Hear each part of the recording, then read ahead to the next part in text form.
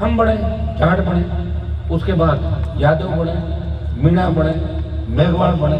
पहले तो राजपूत और ब्राह्मण दो ही देश रहते थे राजस्थान यूनिवर्सिटी, तीसरा कोई बढ़ता ही नहीं था। क्या बढ़ता था क्या? आपको जाने सारी बातें। कह रहे साहब एक बार बना था 70 में हाथ खड़े करके, वो नहीं माना था। वोट से कौन बना? हाथ खड़ा करके घर में ही बन जाओ, कौन बना था? वोट से जो बनता है, वोट से बनने के बाद हमने रास्ता खोला कि तमाम जो शोषित पीड़ित जातियां हैं उनका सत्ता में उनकी भागीदारी होनी चाहिए। अभी देश के अंदर महिला आरक्षण का बिल है, हम महिलाओं के खिलाफ नहीं है। हमने कहा पहले ओबीसी की जनगणना कराओ और ओबीसी का आरक्षण लागू करो और हमारी ओबीसी की महिलाओं को इसके अंदर लो। एससी एसटी ओबीसी ये क्यों नहीं हो रहा भाई? ओबीसी के एमएलए एमपी बनने चाहिए कि नहीं बनने चाहिए? आपकी क्या राय है? तो बनने चाहिए कि जब ये होगा आप लोग, नहीं तो रह जाओगे पीछे। एससी एसटी ओबीसी का नारा ये हनुमान बेनीवाल ने दिया। ये भी कहा कि मुस्लिम महिलाओं को भी आरक्षण दो साल कि क्यों? इसलिए कि पिछड़ा हुआ समाज है, आरक्षण मिलना चाहिए जब महिलाओं को मिल रहा है। तो ये हमारा स्टैंड है, इस स्टैंड का साथ हम चल रहे हैं। पिछली बार 5 साल जब मैं था, मैंने किसानों के लिए सत्ता छोड़ी तो बीजेपी लोग मायूस हो गए कि साहब आपने सत्ता छोड़ दिया, हमारे काम कैसे होंगे? मैंने कहा एमपी के तौर पर जो भी मेरी हैसियत है, बीजेपी के लोगों ने मुझे जिताया और 5 साल बीजेपी के लोगों के ही काम किए। सारी कमेटी में वही लोग रहे जो मेरे साथ चुनाव करता था, और अब की बार कांग्रेस वालों के साथ था तो वही 5 साल चलेगा। अगर मेरा झगड़ा भी हो जाए किसी पार्टी से, नागौर संसदीय क्षेत्र की जनता को नुकसान नहीं होने दूंगा, ये मैं आपको तो आप निश्चित रहे। ये तो आप जो जिसकी जैसी सोच वैसे वो काम करते हैं। किसी को एमएलए तक ही सीमित रहना है, किसी को एमपी तक रहना है, किसी को आगे। ये तो बड़ी बड़ी सोच है भैया। भगत सिंह जी अगर ये सोच रहे थे कि मैं बलिदान क्यों, प्रधानमंत्री नहीं बन रहे थे। बलिदान उन्होंने उनके जैसे हजारों नौजवानों ने किया और प्रधानमंत्री जवाहरलाल नेहरू बना था कि नहीं बना था? मेरे बलिदान से, मेरे संघर्ष से निश्चित रूप से बहुत से नए नेता राजस्थान के अंदर बनेंगे। और बनने के बाद लोग कुछ भी कहें, लोगों को चलना सिखाया, सामने चले जाते हैं, हो जाता है।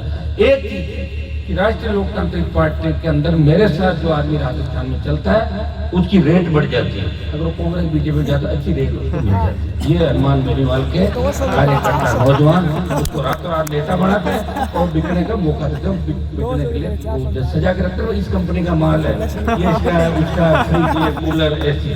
वो अभी आरएमपी की ब्रांडिंग ज्यादा चल रही है राजस्थान के अंदर। तो लेकिन अब आप लोगों को इतना ही कहूँगा कि मुझे जो छोड़ के जाए, मैं टिकट दूंगा नहीं, आप लोगों को बॉन्ड भराऊंगा, पर 100 रुपए के स्टाम्प पर अंदर बैठा वीडियो भी बनाऊंगा। अगर मैं छोड़ के गया तो मरा हुआ माने मुझे उसी दिन।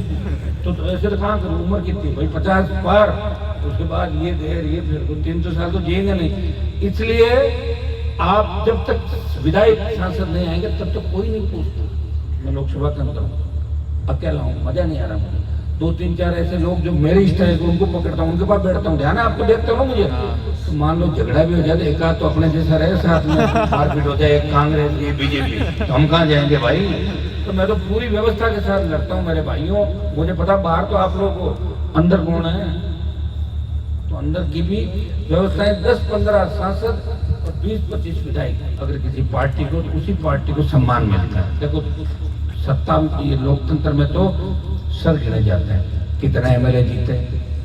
अभी मेरे 5 विधायक होते हैं, 8 होते हैं, तो भजनलाल को कितना परेशान करता विधानसभा का? विधायक नहीं है ना, भजनलाल में हंसरा किया, एक विधायक नहीं है, उनके लोटी ढूंढ गई। मजा आ रहा है उनको तो भाई, जितना मजा लेते नहीं। और अब की बार ऐसा राजस्थान का मजाक बना भाई, सुनो, ऐसा मजाक बन गया कि राजस्थान की तरफ कोई ध्यान नहीं दे रहे। दिल्ली वाले कह रहे हैं कि बर्बाद होने दो राजस्थान को। गई यहाँ की कानून व्यवस्था की बहुत। कल गजेंद्र सिंह का एक ऑडियो सुन रहा था, वो कह रहा रात को क्यों किया तुमने फोन? सुबह कर लेते, कैसा मरने लोग मरने देते, सुबह कर लेते, मुझे मरना दो उनको, उनके मरने से तो मंत्री बना है। और बात भी सही है, किसी के सहारे से 36, 40 बार चुनाव हारे लोग, मौका मिल जाए कभी न कभी मौका मिल जाता है। लेकिन मुझे सरकार में आने का मौका रोज मिलता है और आज भी मौका है 19, 20, 21, 22, 23 तारीख के अंदर सरकार में जाने का। लेकिन मैं नहीं जाऊंगा। मैं 28 में अंतिम लड़ाई राजस्थान का लड़ूंगा, तो रिजल्ट 0 रहे। उसके बाद 28 के बाद इस तरह की लड़ाई और रात के जागरण और कार्यक्रम और जेल जाना, ये करना वो करना, समर्पण, वो सोचेंगे कि हमें क्या करना है।